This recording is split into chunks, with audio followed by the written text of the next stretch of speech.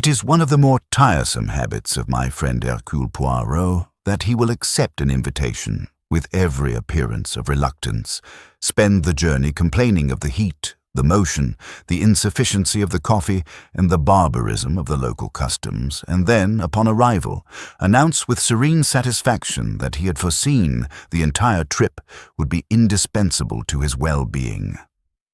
So it was with Havana.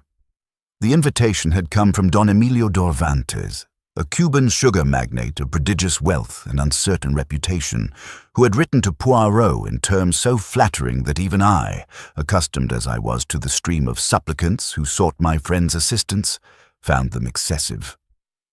Poirot had read the letter twice, smoothed his mustaches, and declared that he would not go. Cuba, Hastings. It is the country of the rum, the cigar, and the revolution. None of these things appeals to me. The rum disagrees with the digestion, the cigar offends the nostrils, and the revolution, it is the enemy of order. But the fee, I pointed out, for Don Emilio had mentioned a figure that would have made a Harley Street surgeon blush. Poirot waved his hand. The money, it is nothing. Hercule Poirot does not sell his grey cells like fish at the market. 3 days later, we boarded the SS Dorado at Southampton, bound for Havana via New York. Poirot had packed 4 suits, a medicine chest of alarming proportions, and a private supply of tisane sufficient to sustain a monastery. He had also, I noticed, slipped Don Emilio's letter into his breast pocket and consulted it twice during the first evening at sea. I did not press him. I had learned, over the years, that Poirot's refusals were merely the overture to his acceptances, and that the true reason for a journey was seldom the reason given. The crossing was uneventful. Poirot suffered from the motion of the ship in precisely the manner one might expect of a man who regards the English Channel as an act of personal aggression by the ocean. He kept to his cabin for much of the voyage, emerging only for meals, which he consumed with the expression of a man performing a disagreeable duty. I, for my part, passed the time agreeably enough in the smoking room, where I fell into conversation with a fellow passenger who would shortly become important to our story. His name was Victor Dorvantes. He was perhaps 30, dark-haired, with a kind of lean, angular face that women find interesting and men instinctively distrust. His English was excellent, lightly accented, and his manner possessed that particular ease which belongs to men who have been educated expensively and have subsequently found the education to have been wasted. He drank whiskey with the steady determination of a professional, and he spoke of his father, Don Emilio, with an affection so carefully constructed that even I could detect the scaffold beneath it. "You are joining the great detective," he said when I mentioned our destination. "My father is terribly excited. He believes Monsieur Poirot will solve everything." "Solve what, exactly?" I asked. "Your father's letter was rather vague." Victor's glass paused halfway to his lips. The pause lasted no more than a heartbeat, but I noticed it. "Family business," he said lightly. "Isn't it always family business?" He smiled, and the smile was charming and hollow as a bell. I reported this conversation to Poirot that evening. He sat in his cabin, wrapped in a silk dressing gown of improbable elegance, sipping tisane with the air of a man who had reconciled himself to exile. "Victor Dorvantes," he repeated, his eyes half closed. "The son. And he travels on the same ship as ourselves. That is suggestive, Hastings." "Suggestive of what?" "He's returning home. He is returning home aboard the one vessel that carries Hercule Poirot to his father's house. There are, I believe, 3 steamship lines that service the Havana route. He chose ours." Poirot's mustaches twitched. "Also, you say he drinks whiskey with determination. A young man of means who drinks so does not do it for pleasure. He does it for courage." "Courage?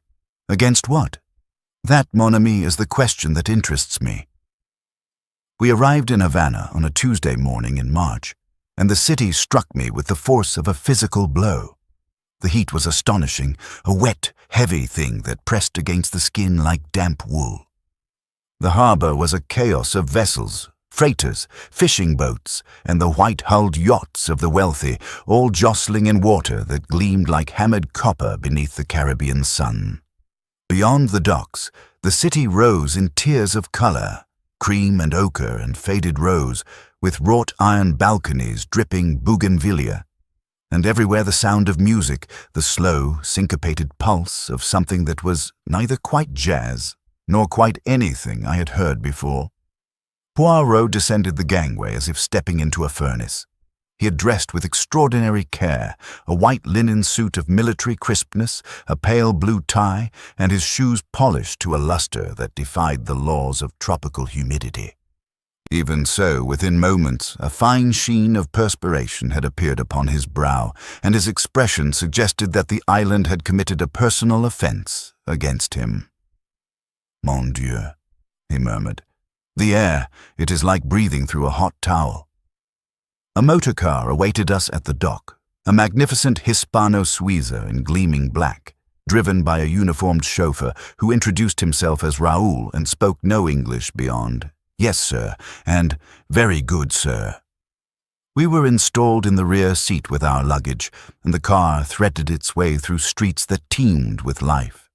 Vendors selling fruit from wooden carts, school children in white uniforms, old men playing dominoes in doorways, and everywhere the smell of roasting coffee and salt air and something sweeter, darker, that I later learned was the molasses from the sugar refineries. The Dorvantes estate occupied a hill overlooking the old city. The approach was through a long avenue of royal palms, their trunks smooth as marble columns, their fronds casting latticed shadows on the white gravel. At the end of this avenue, the house revealed itself, and I caught my breath. It was not a house. It was a palace. Built in the Spanish colonial style, the Villa Dorvantes was a sprawling confection of arched colonnades, tiled courtyards, and deep verandas that seemed to float above gardens of almost obscene beauty. Orchids clung to every surface. Fountains played in mosaic basins. The air was heavy with the scent of jasmine and frangipani, and from somewhere inside the house came the sound of a piano being played with considerable skill. Don Emilio Dorvantes met us in the central courtyard. He was a man of perhaps 65, broad-shouldered and barrel-chested, with a mane of silver hair swept back from a face that radiated authority. His eyes were dark, shrewd, and set deep beneath heavy brows. He wore a cream linen suit and a Panama hat, and he carried in the crook of his arm a carved mahogany cane that I suspected was more weapon than accessory. "Monsieur Poirot!" He seized my friend's hand with both of his own, and I saw Poirot wince at the pressure. "You have come. I was afraid you would not. Don Emilio, the invitation of a gentleman cannot be refused." "Gentlemen," the old man laughed, a deep, booming sound that scattered the pigeons from the fountain's rim. "My enemies would use other words. But come, you're tired. Raoul will show you to your rooms. We dine at 8, and then, Monsieur Poirot, then I will tell you why I brought you 6,000 miles across the ocean." He turned, and as he did, the piano music ceased abruptly, as though the player had heard our arrival and wished not to be discovered. Don Emilio paused, and for an instant his broad face clouded with something I could not identify. Then the cloud passed, and he was smiling again, the perfect host, leading us into the cool shadows of his magnificent house. Our rooms were on the second floor, overlooking the garden, and, beyond it, the harbor. They were spacious, high-ceilinged, with tiled floors and shuttered windows, through which the afternoon breeze stirred muslin curtains. A servant had laid out iced water, fresh fruit, and a bowl of small dark cigars. Poirot surveyed his quarters with grudging approval. "The plumbing, it functions. The bed, it is not entirely primitive. And the view—" He gestured toward the harbor, where a 3-masted schooner was making its way through a fleet of fishing boats. "It is not without charm. High praise from you, Poirot." He did not smile. He had moved to the window and was staring down into the garden with that particular intensity that meant his grey cells had found something to chew upon. "Tell me, Hastings, what do you observe?" I looked. The garden was a paradise of tropical vegetation, artfully arranged around the central fountain. Paths of crushed coral wound between beds of hibiscus and bird-of-paradise flowers. A pergola draped in purple bougainvillea offered shade at the far end. "A very fine garden," I said. "The garden, yes. But also the people in it." I looked again and saw them. Two figures, partially concealed by the pergola, stood in close conversation. One was a woman, tall, with dark hair gathered at the nape of her neck. She wore a white dress that caught the light. The other was a man I recognized, Victor Dorvantes. He had arrived ahead of us, apparently, having disembarked with the first passengers. Their posture suggested urgency. Victor's hand gripped the woman's arm. She pulled away. He leaned closer, and I saw his lips move rapidly, though the distance was too great to hear the words. The woman shook her head once, sharply, and then turned and walked away through the garden. Victor remained beneath the pergola, and even from above I could see the tension in his shoulders, the clenched fists at his sides. "Lovers?" I suggested. "Perhaps. Or conspirators. Or both." Poirot turned from the window. "The woman, I do not yet know her, but the manner in which she refused him, that was not the refusal of a woman who does not care. That was the refusal of a woman who cares too much and is afraid of what caring may cost her." "You read a great deal into a gesture." "I read what is written, Hastings. The human body, it does not lie. Only the tongue lies." He began to unpack his toiletries. "Tonight we dine. Tonight Don Emilio will tell us his story. And I suspect, mon ami, that his story will be like the island itself, beautiful on the surface and underneath, full of things that bite." Dinner was served in a dining room of palatial proportions. The table could have seated 30. Tonight it held 9. Don Emilio presided at the head, magnificent in a white dinner jacket with a red carnation in his buttonhole. To his right sat a woman I had not seen before, and who, the moment I saw her, made me forget every other face in the room. She was perhaps 40, which is to say, she was at the height of that beauty which does not depend upon youth, but upon character, upon the architecture of the bones and the intelligence of the eyes. Her hair was black, drawn severely back, and her skin was the color of old ivory. She wore a gown of deep green silk that left her shoulders bare, and at her throat a single emerald the size of a quail's egg caught the candlelight and burned. "My wife," said Don Emilio, with the pride of a man exhibiting a masterpiece. "Senora Isabella Dorvantes." Poirot bowed. Isabella Dorvantes inclined her head, and I saw that her eyes, dark and enormous, held an expression I could not quite decipher. Amusement, perhaps, or weariness, or the weariness of a woman who had been exhibited too often and smiled through it. "Monsieur Poirot," she said. Her voice was low, musical, with the faintest rasp, as if she had once been a singer or had recently wept. "My husband speaks of nothing else." "Madame, your husband is too kind." "My husband is many things," she replied, and the pause that followed the words carried weight. The other guests completed the picture. Victor Dorvantes sat opposite his stepmother, and between them lay a coldness that could have chilled the tropical air. There was Colonel Felix Montoya, a retired officer of the Cuban army, white-haired and upright, with the steady gaze of a man who had seen things he preferred not to discuss. Beside him sat his daughter, Señorita Luisa Montoya, dark and vivid and barely 20, who watched the company with the bright, restless attention of a young woman for whom the world is still a puzzle to be solved rather than an ordeal to be endured. Mr. Arthur Pembroke represented the British commercial interest. He was stout, pink, and perspiring, the sort of Englishman who carries the empire like a weight upon his shoulders and secretly longs for Surrey. He managed Don Emilio's export office in Havana and spoke with the nervous deference of a man who knows his employer's temper. There was also Dr. Cristobal Rivas, the family physician, a small, precise man with silver spectacles and an air of perpetual watchfulness. And finally, Señora Elena Fuentes, Don Emilio's widowed sister, a gaunt woman in black lace who said little, ate less, and observed everyone with the sharp, suspicious eyes of a crow perched upon a fence. Dinner was magnificent.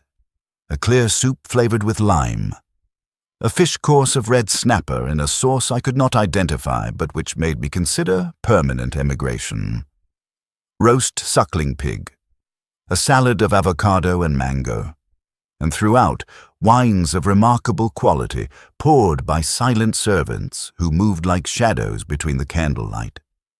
The conversation was polite, inconsequential, and entirely false.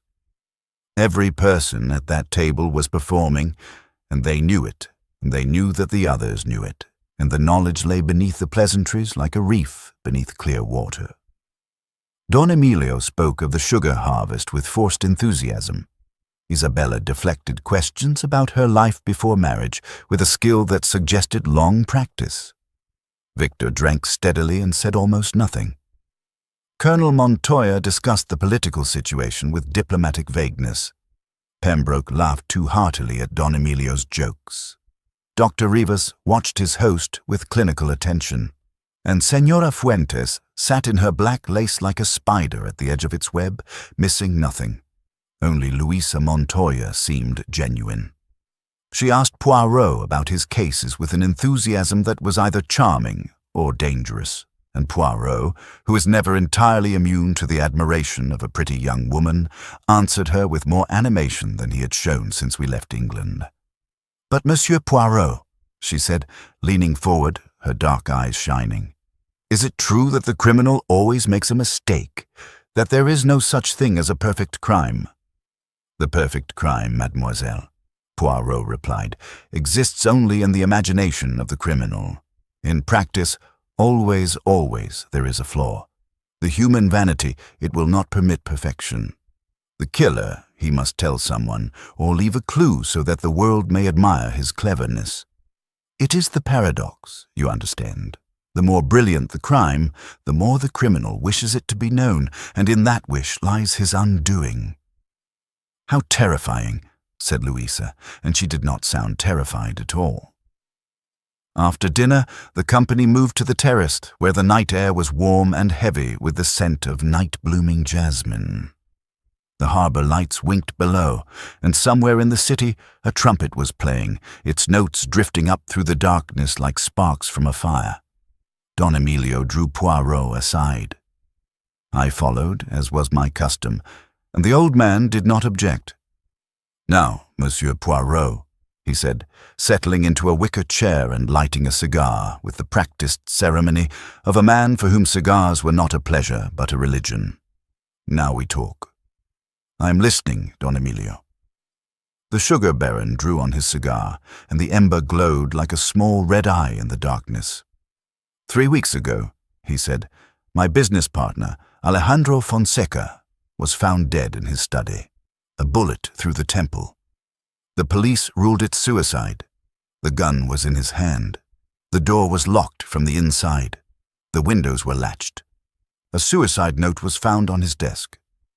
Poirot said nothing. He waited. The note was in Alejandro's handwriting. It spoke of debts, of shame, of a desire to end the burden. It was convincing. The police were satisfied. The case was closed within the day. "But you are not satisfied?" "I am not satisfied because Alejandro Fonseca did not write that note." The words hung in the humid air. Don Emilio leaned forward.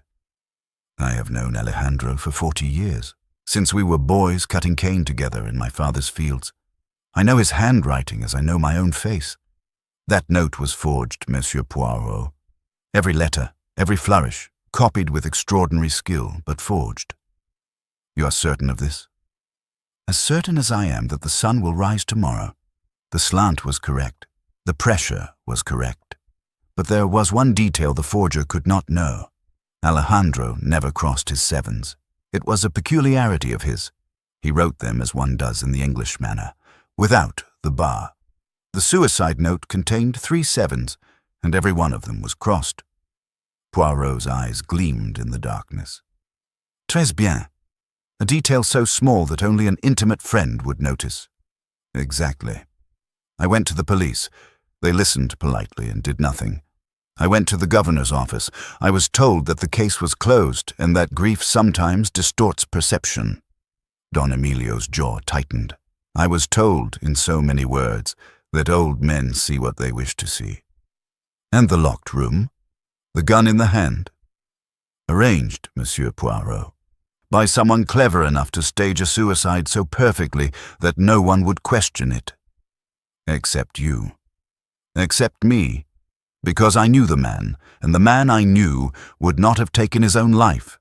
Not because of money, not because of shame, not for any reason. Alejandro was a fighter. He fought poverty. He fought disease. He fought the Americans, the Spanish, his own government. He did not surrender. It was not in his nature. And what was his relationship to you precisely? Beyond friendship? Don Emilio's cigar had gone out. He relit it slowly, the match flame illuminating his heavy features. Alejandro and I built the Dorvantes sugar empire together. He owned 30% of the business. Upon his death, his shares revert to me under the terms of our partnership agreement. It is a clause we both insisted upon when we were young and believed ourselves immortal. So you benefit from his death. Enormously. Which is why, Monsieur Poirot, I need you to prove that it was murder, because if it stands as suicide, everyone will believe that I drove him to it, and if they believe that, my enemies will use it to destroy me. Your enemies. I have many. The sugar trade in Cuba is not a business for gentlemen. There are those who wish to see me ruined, my estate seized, my family scattered. Alejandro's death. He broke off, and I saw with surprise that the old man's eyes were bright with unshed tears. Alejandro's death was only the beginning.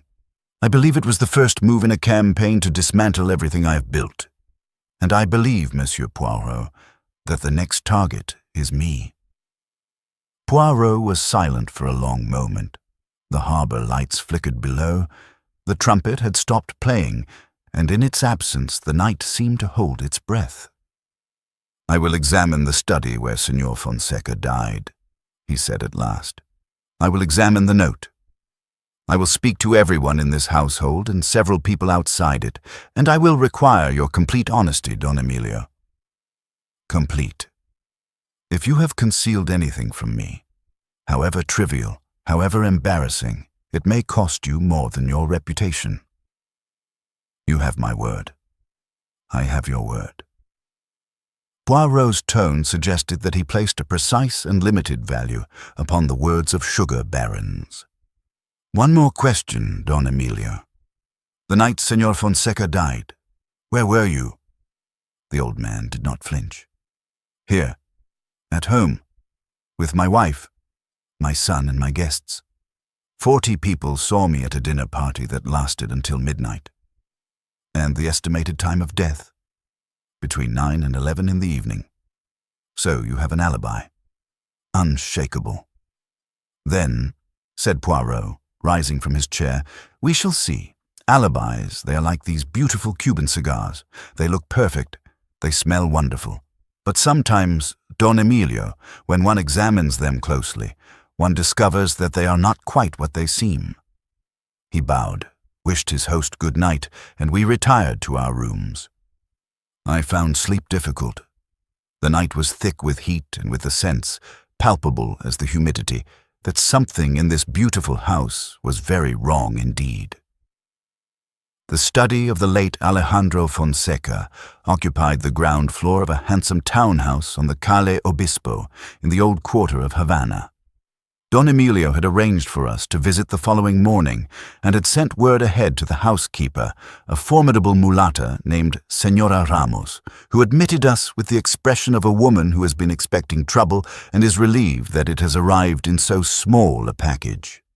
Poirot's appearance, I should note, never failed to produce a certain reaction in those unaccustomed to it. The egg-shaped head, the magnificent moustaches, the fastidious precision of his movements. These suggested a man of the drawing-room, not the crime scene. It was an impression Poirot cultivated deliberately, for there is no greater advantage in detection than to be underestimated. "The room has not been touched," Senora Ramos informed us, leading the way down a tiled corridor that smelled of lime and old wood. "The police, they came and went. The family has not yet decided what to do with the house." "The family being?" "Senor Fonseca's daughter, Senorita Carmen. She lives in the country, at the family estate near Pinar del Rio." Poirot filed this information away. The study door, heavy mahogany with a brass bolt, stood before us. Senora Ramos produced a key and opened it. The room was large, square, and heavily furnished in the Spanish style. A massive desk dominated the center, flanked by leather chairs. Bookshelves lined 3 walls, and the fourth held 2 tall windows that looked onto a narrow courtyard. Above the desk, a portrait of a stern-faced woman in black regarded us with disapproving eyes. "His mother," said Senora Ramos, following my gaze. "Dead these 20 years." Poirot stood in the doorway for a full minute without entering. This was his habit. He believed that the first impression of a room was the most valuable, before the eye learned to compensate, before the mind began to arrange. He let the room speak. Then he entered, and the investigation began. He went first to the windows. Both were latched from inside, the brass catches firmly in their sockets. He examined them with his magnifying glass and found them undisturbed. No scratches, no marks, no evidence of tampering. The door next, the bolt, was a simple brass affair, thrown from inside. The lock was a chub, requiring a key. "When the body was discovered," Poirot asked, "how was the door opened?" "The housekeeper had a spare key," Senora Ramos replied. "She used it after knocking brought no response. The bolt was engaged. They had to force it." "Force it? How?" "Senor Dorvantes himself broke the door. He was here that evening, dining with Senor Fonseca. When the senor did not emerge, Don Emilio grew concerned." Poirot's eyebrows rose fractionally. "Don Emilio was here. He told me he was at home." "He was at home by midnight, but earlier in the evening he dined with Senor Fonseca. He left, he said, at 8 o'clock. "And the time of death?" "Between 9 and 11. So the police determined." Poirot's expression did not change, but I knew him well enough to recognize the minute tightening around his eyes.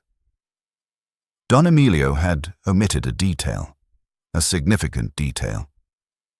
He moved to the desk. The surface was clear except for a blotter, an inkstand, and a small wooden box containing cigars. The suicide note had been taken as evidence, but Poirot had secured a photograph of it through Don Emilio's connections. He produced the photograph now and studied it beneath the desk lamp. The handwriting was bold, slanting, confident. Not the hand of a man in despair. "You see, Hastings, the pen pressure. Even throughout. No tremor, no hesitation. A man contemplating self-destruction writes with emotion, with urgency. This is the hand of a copyist, working slowly, carefully, reproducing each letter as an artist reproduces a line. And the sevens. Ah, yes, the crossed sevens." Poirot pointed to 3 instances in the photograph. "Don Emilio is correct. The habit of crossing the 7 is continental. Senor Fonseca, raised in Cuba, educated in the English manner, would not cross them. The forger, clearly of European training, could not suppress the habit. A small thing, a tiny thing, but, mon ami, it is upon such tiny things that murders are discovered." He returned to his examination of the room. The bookshelves revealed nothing remarkable. Volumes of history, law, and sugar cultivation, along with several novels in Spanish and a surprisingly extensive collection of English poetry. The leather chairs bore the indentations of long use. The carpet, a Persian of considerable age, showed the traffic patterns of years. Poirot knelt, an act he performed with great reluctance and much attention to his trouser creases, and examined the carpet near the desk. His magnifying glass moved slowly across the pile. "Ash," he murmured. "Cigar ash. 2 types. 2 types? One is the dark, oily ash of a Cuban cigar, rich, heavy. This was Senor Fonseca's cigar, no doubt. But here," he indicated a lighter, flakier residue. "This is different, thinner, drier. A cigarette, perhaps, or a cigar of inferior quality. The visitor. A visitor who smoked in the dead man's study on the night of his death." Poirot rose, brushing his knees with distaste. "And here, Hastings, upon the edge of the desk." He pointed to a faint circular mark on the polished surface. "A glass was set down here. 1 glass, and yet—" He moved to a small sideboard where a decanter of rum stood beside a pair of crystal tumblers. "2 glasses are here, both clean. If Fonseca drank alone, there would be 1 clean glass and 1 used. If he drank with a visitor, both would be used, but both are clean. Someone washed them. Précisément. Someone who wished to remove the evidence of a shared drink. And one does not wash glasses after a suicide, Hastings. One washes them after a murder." He turned his attention to the windows once more, examining the courtyard beyond. It was small, enclosed by high walls, with a single door that led to the servants' quarters. The walls were smooth stucco, offering no handholds. "A man could not enter through these windows without a ladder," I observed. "No, and a ladder would leave marks upon the sill." Poirot ran his finger along the painted stone. "There are none. The windows were not used." "Then the killer left through the door, bolted it behind him, but that's impossible. You can't bolt a door from the outside." "And yet the door was bolted." Poirot smiled, that particular smile that meant his grey cells were humming with satisfaction. "Which means, Hastings, one of 2 things. Either the killer possesses a method we have not yet discovered for bolting a door from the outside, or the killer was still in the room when the door was broken down. Ah, but that is the 3rd possibility, and it is the most interesting of all. Consider, Don Emilio broke the door. Don Emilio was the first to enter. Don Emilio was alone with the body for several minutes before anyone else arrived. He could have thrown the bolt himself, stepped back, and broken through it in a single motion, creating the appearance of a locked room." I stared at him. "You think Don Emilio is the murderer, but he hired you to solve the case." "Precisely, Hastings, and that is what makes this affair so deliciously complex. Either Don Emilio is innocent and has hired me to prove it, or Don Emilio is guilty and has hired me as the final, most audacious component of his deception, counting upon the fact that Hercule Poirot would never suspect the man who summoned him." He paused in the doorway, casting one last look at the room where Alejandro Fonseca had died. "It is," he said softly, "a very Cuban gambit, bold, theatrical, and played with absolute confidence. We shall see, mon ami, whether the confidence is justified." The interviews began that afternoon, conducted in the shaded salon of the Villa d'Orvantes, where the ceiling fans turned with lazy persistence, and the air smelled of gardenia and strong coffee. Poirot arranged himself in a high-backed chair with the gravity of a judge taking the bench, and I settled beside him with my notebook, ready to record the testimony of what Poirot would later call the most accomplished collection of liars I have encountered since the affair of the Countess in Dubrovnik. Victor d'Orvantes was summoned first. He entered with the careless stride of a man who believes he has nothing to fear, dropped into the opposite chair, and immediately lit a cigarette without asking permission. Poirot observed the cigarette with the expression of a man who has discovered an insect in his soup. "Monsieur d'Orvant, you knew Senor Fonseca well." "All my life. Uncle Alejandro, we called him. He was my father's shadow. Wherever my father went, Fonseca followed." "You liked him?" "Liked him." Victor exhaled smoke toward the ceiling. "He was decent enough. Dull, if I'm honest. Obsessed with the accounts. Always counting, always checking. My father is a visionary. Fonseca was a clerk with a share certificate. And yet this clerk built 30% of your father's empire. Victor's smile thinned. My father built the empire. Fonseca held the ladder. You resented him, perhaps. I resented the influence he had over my father. Every decision had to pass through Fonseca's approval. Every expenditure, every expansion, every hire. It was my father's company, but you'd think it was Fonseca's chapel. And now that Fonseca is dead, now the shares revert to my father, and the company is whole again, which benefits you considerably as the sole heir. Victor's cigarette paused at his lips. The charm dropped from his face like a mask falling. I didn't kill him, if that's what you're suggesting. I suggest nothing. I ask questions. Where were you on the night Senor Fonseca died? At the Sevilla Biltmore Hotel, the bar. I was there from 7 until past midnight. A dozen people saw me. The name of your companion? Something flickered in Victor's eyes. I was alone. A young man of means, alone in a hotel bar for 5 hours. That is unusual, is it not? Not for me. Poirot let the silence settle.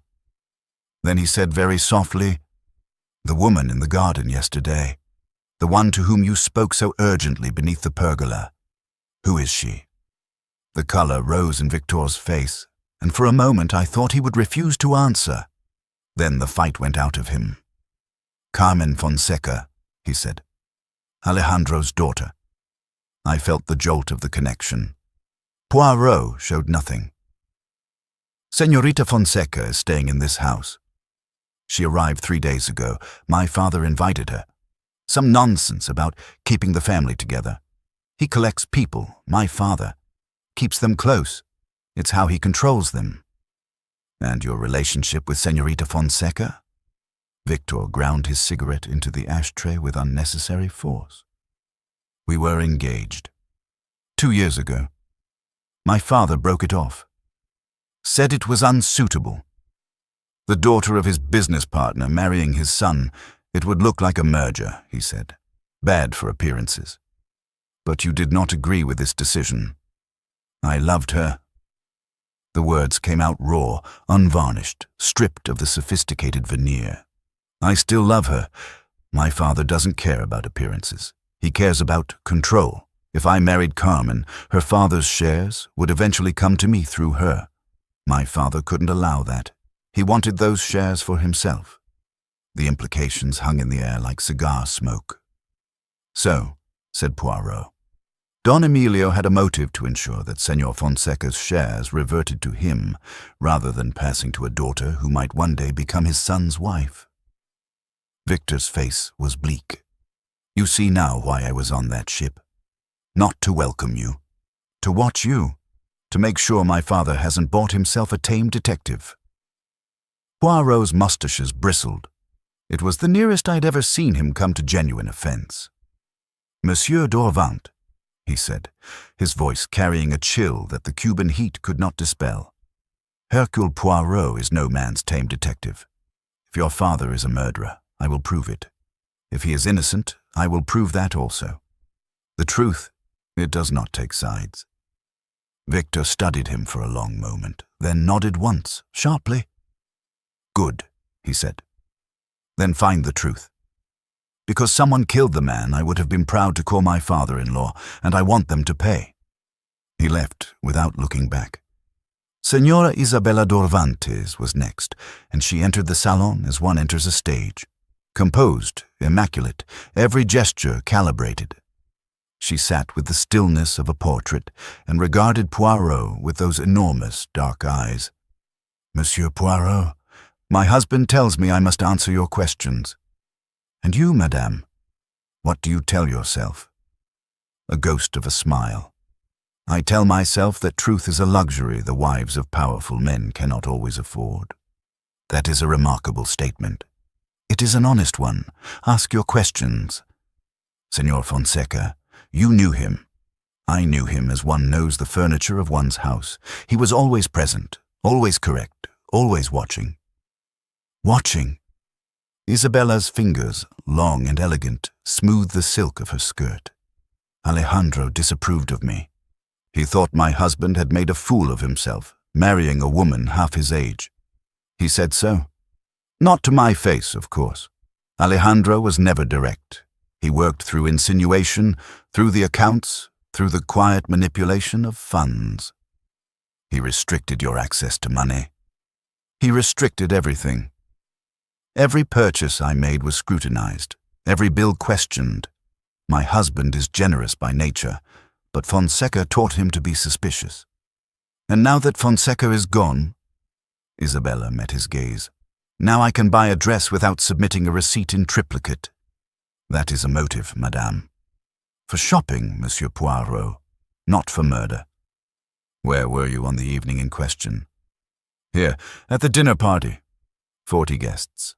I danced with the British consul and drank champagne with the wife of the harbour master. I was seen by everyone and touched by no one. Your husband left the dinner party briefly, did he not? To dine with Senor Fonseca earlier in the evening. He did. He returned at 8:30.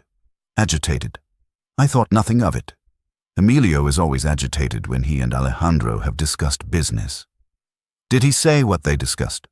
No, but I saw him burn something in the fireplace when he thought I wasn't looking. Poirot leaned forward. Burn what? A paper, a letter perhaps. Small. He held it in the flame until there was nothing left. And you did not ask him about it? Monsieur Poirot. Isabella's voice carried the patience of a woman accustomed to managing volatile men. In this house, one does not ask questions. One observes. One waits. One survives. Colonel Montoya was brief, almost military in his efficiency. He had been at the dinner party. He had seen Don Emilio arrive at 8:30, flushed and distracted. He had noticed nothing else of relevance. He regarded the death of Fonseca as unfortunate but not mysterious. Men in Cuba die violently, he said, with the matter-of-factness of a man who has seen his share. The sugar trade is not a game for boys. Fonseca had enemies. Debts, perhaps. A mistress who was disappointed. Who knows? You do not believe it was suicide? Montoya's white eyebrows rose. I believe, Monsieur Poirot, that it is convenient. And in Cuba, when something is very convenient, it is usually arranged. His daughter, Louisa, was less circumspect. She perched on the edge of her chair, vibrating with barely contained energy, and answered Poirot's questions with an eagerness that was either endearing or incautious. I adored Uncle Alejandro, she said. He was the only person in this house who told the truth. Everyone else lies, Monsieur Poirot. My father lies because he is a soldier and believes it is his duty. Don Emilio lies because he is rich and believes it is his right. Isabella lies because she is beautiful and has learned that truth is punished. Victor lies because he is angry and cannot say so. And you, mademoiselle, do you lie? She smiled. Only about my age. I am 22, not 20. A woman must have some secrets. What do you know of Senor Fonseca's last days? I know he was frightened. He came to dinner here, 3 days before he died, and he was not himself. He spilled his wine, which he never did. He jumped at sounds.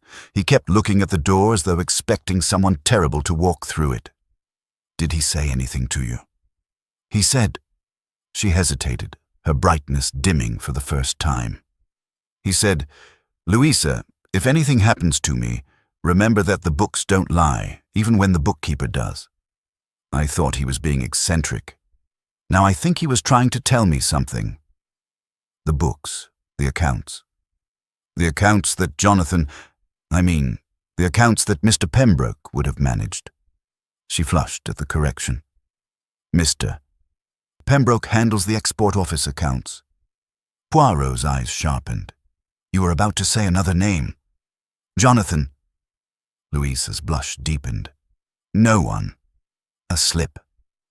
Mademoiselle, Poirot said gently, In matters of murder, there are no slips. Every word, every hesitation, every unsaid name is a clue.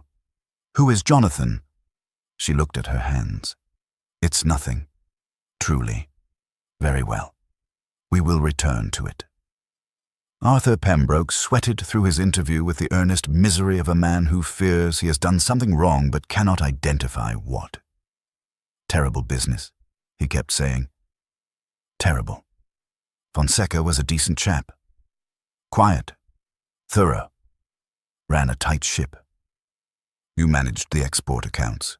Yes. London office liaison. Everything above board, I assure you. Audited annually. And the partnership agreement, the clause about the shares reverting. Pembroke mopped his brow. Standard stuff. Both parties agreed to it decades ago. It's in the founding charter. Who drafted that charter? A solicitor in London. Deceased now, I believe. And Senor Fonseca? Was he content with this arrangement? Pembroke hesitated. He raised the matter last year, actually. Wanted to amend the clause. Said he wished his daughter to inherit his shares directly, rather than having them revert. Don Emilio refused. Refused? Emphatically. Said it would dilute the company's control structure. They argued about it for weeks. Fonseca was very upset. Upset enough to seek legal advice. I wouldn't know about that. But Pembroke's eyes said otherwise. His eyes said he knew a great deal, and that the knowing sat upon him like a stone. Dr. Rivas was the last, and the most enigmatic. He entered the salon with the unhurried precision of a man who measures his steps, settled into the chair as if diagnosing it, and regarded Poirot through his silver spectacles with professional detachment. You wish to know about the death, he said without preamble. You examined the body? I was summoned by the police. Senor Fonseca had been my patient for 11 years. Your medical assessment. Death by a single gunshot wound to the right temple. The bullet entered at close range, consistent with self-infliction. No signs of struggle, no defensive wounds. The hand that held the revolver showed traces of gunpowder residue. The left hand or the right? The right. And Senor Fonseca. Was he right-handed? Yes. The angle of the wound? Slightly upward, from right to left, consistent with a right-handed man pressing a revolver to his own temple. Also consistent, Poirot observed mildly, with a right-handed man holding a revolver to another man's temple from behind.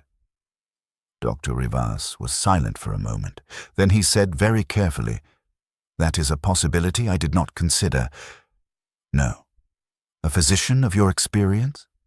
I was asked to confirm the cause of death, not to speculate on the manner. And the emotional state of the deceased? You were his doctor.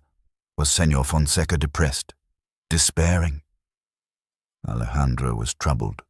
He had been for several months. He spoke of pressure, of enemies, of a conspiracy against him. I attributed it to anxiety. The political situation in Cuba is volatile. Many businessmen feel threatened. Did he name these enemies? He did not. But he asked me, 2 weeks before his death, to prescribe him a sleeping draught. He said he could not sleep. He said the walls had ears. The walls of his own house? Dr. Rivas removed his spectacles and polished them slowly. The walls of every house, Monsieur Poirot. In Havana, in these times, one is never certain who is listening. He replaced his spectacles and rose. I have told you what I know. Whether it is useful, I cannot judge. That is your province. After the last interview, Poirot sat in silence. The fans turned.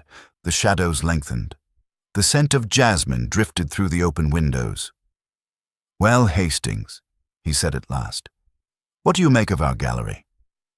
Everyone had a motive. Don Emilio for the shares.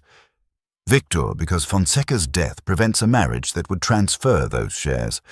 Isabella because Fonseca controlled the purse strings, even Pembroke, if the accounts conceal irregularities he wished to hide. You have omitted someone. Who? Carmen Fonseca, the daughter who inherits nothing because of a partnership clause. The woman Victor loves. A woman who has lost her father and her fortune in a single night. But she wasn't even in Havana. Was she not? Poirot's eyes gleamed. That is what we are told. But I recall that Victor said she arrived at this house 3 days ago and Don Emilio invited her.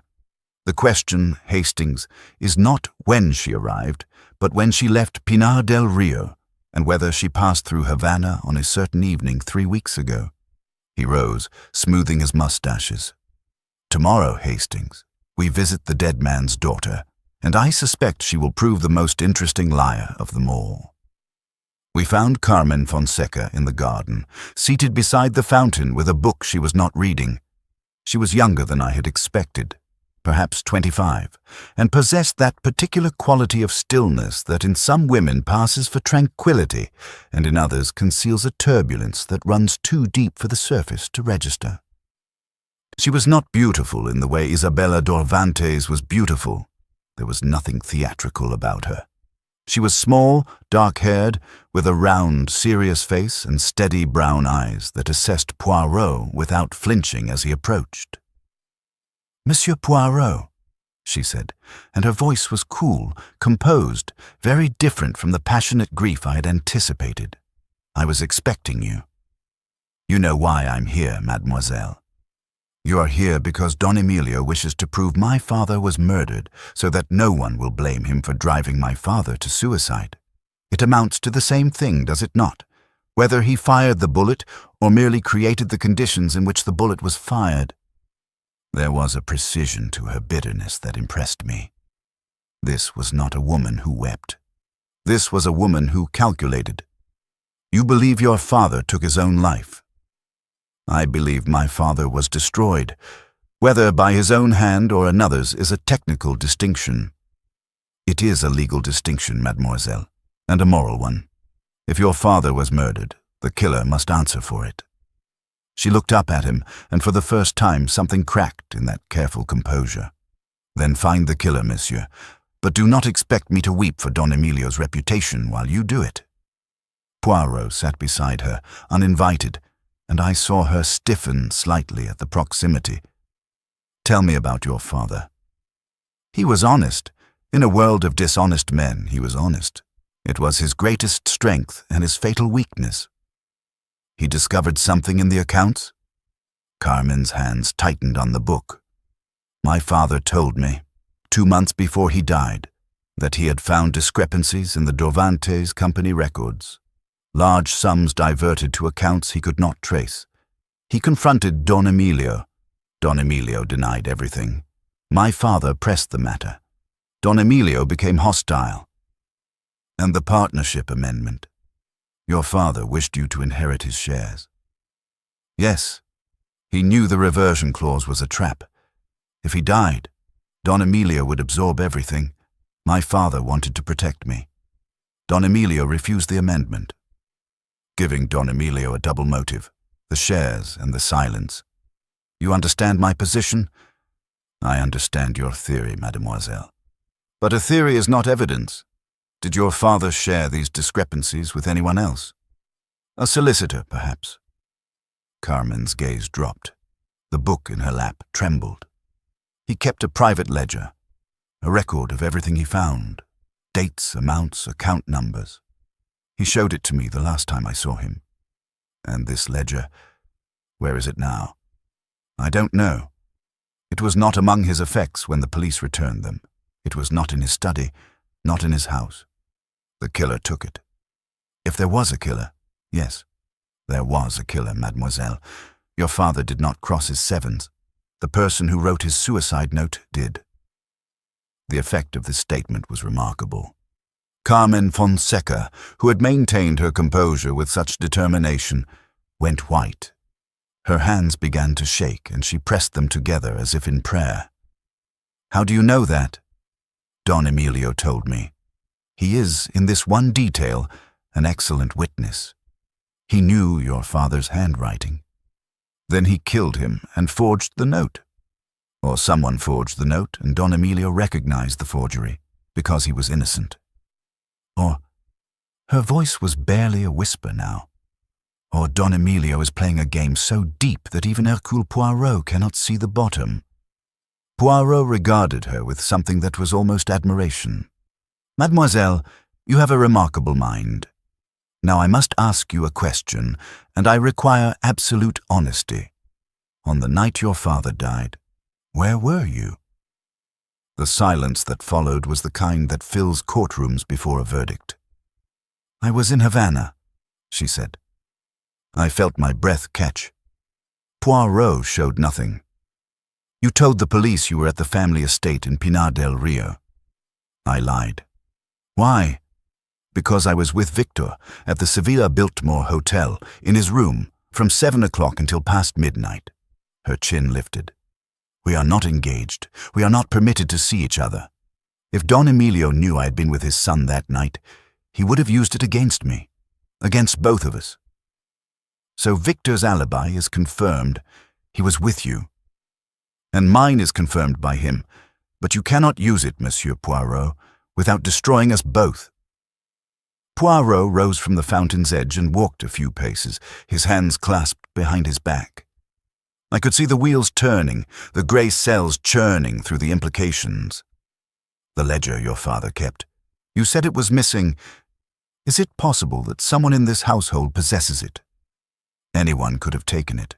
The house was unsealed for hours before the police arrived. And Don Emilio was the first inside the locked room. C'est que, yes." Poirot turned back to her. "One more question, mademoiselle. Your father's physician, Dr. Rivas. What was their relationship?" Something changed in Carmen's face. A shadow, there and gone. "They were friends once. Good friends. But in recent months, my father grew distant from the doctor. He said—" She hesitated. "He said he no longer trusted Dr. Rivas's loyalties." "His loyalties to whom?" "To the truth, Monsieur Poirot. My father said the doctor had chosen a side, and it was not his." Poirot spent the next 2 days in a state of concentrated activity that I had seen before in our most complex cases. He interviewed servants, examined documents, made telephone calls to the Havana Police Department, where, to my surprise, he had a contact from a previous affair, and spent long hours in Don Emilio's private study, poring over company records with an intensity that would have exhausted an accountant. I was dispatched on errands. To the Sevilla Biltmore, where the barman confirmed Victor Dorvantes had been present on the evening in question, though he could not specify the exact hours. To the harbour master's office, where I obtained shipping records for the Dorvantes sugar exports. To the Calle Obispo, where Señora Ramos grudgingly permitted me a second examination of Fonseca's study. It was in the study that I made a discovery. I had been examining the bookshelves, running my hand along the spines in a manner I had seen Poirot employ, when my fingers detected something behind a row of leather-bound volumes on the lowest shelf. I pulled them aside and found, wedged into the gap between the shelf and the wall, a small brass key. I brought it to Poirot that evening. He held it to the light, turning it slowly. "A safe deposit key," he said. "From the Banco Nacional de Cuba, if I'm not mistaken. The number," he peered at the tiny engraving, 714. Fonseca's private ledger. It is possible. If he feared for his life, he would not keep the ledger in his house. He would secure it in a place beyond the reach of his enemies. "Can we access the box?" "Not without authority, but Carmen Fonseca, as the sole heir, can, if the estate has been processed." The estate had not been processed. The probate courts in Havana moved with the urgency of men who had nowhere to be and all the time in the world to get there. But Poirot, through a combination of charm, persistence, and what I suspect was a modest bribe, obtained a court order within 24 hours. We accompanied Carmen to the Banco Nacional the following morning. The bank was a temple of marble and brass, cool and hushed after the chaos of the streets. A manager in a silk waistcoat led us to the vault, where box 714 waited behind a lattice of steel. Carmen turned the key. The box opened. Inside lay a leather-bound notebook, slim, dark, unremarkable. Beside it, a sealed envelope bearing a single word in Fonseca's handwriting. Verdad. Truth. Poirot opened the notebook first. His eyes moved across the pages with the speed of a man who reads numbers as fluently as prose. Occasionally, his mustaches twitched. Once, he made a small sound, not quite a word, not quite a breath, that I recognized as surprise. He closed the notebook and placed it carefully in his breast pocket. Then he opened the envelope. The letter inside was brief. Poirot read it, and I watched his face transform. The professional calm gave way to something I had rarely seen, genuine shock. "What is it?" I demanded. Poirot folded the letter and slipped it beside the notebook. When he spoke, his voice was very quiet. "The ledger confirms what we suspected. Funds diverted from the Dorvantes company over a period of 3 years. Large sums. Not embezzled by Fonseca, as Don Emilio might claim, but diverted by Don Emilio himself through accounts controlled by a third party. Who? Dr. Cristobal Rivas. I stared at him. The family physician. The family physician who also serves as the registered director of 4 shell companies in Panama, through which Don Emilio has laundered approximately $400,000 American. Good God. But the letter, Hastings, the letter is worse. Poirot looked at Carmen, who stood pale and motionless beside the empty deposit box. Mademoiselle, your father's letter, it concerns your mother. Carmen's eyes widened. My mother died when I was a child. Fever. That is what you were told. Your father's letter tells a different story. Poirot hesitated, and I saw compassion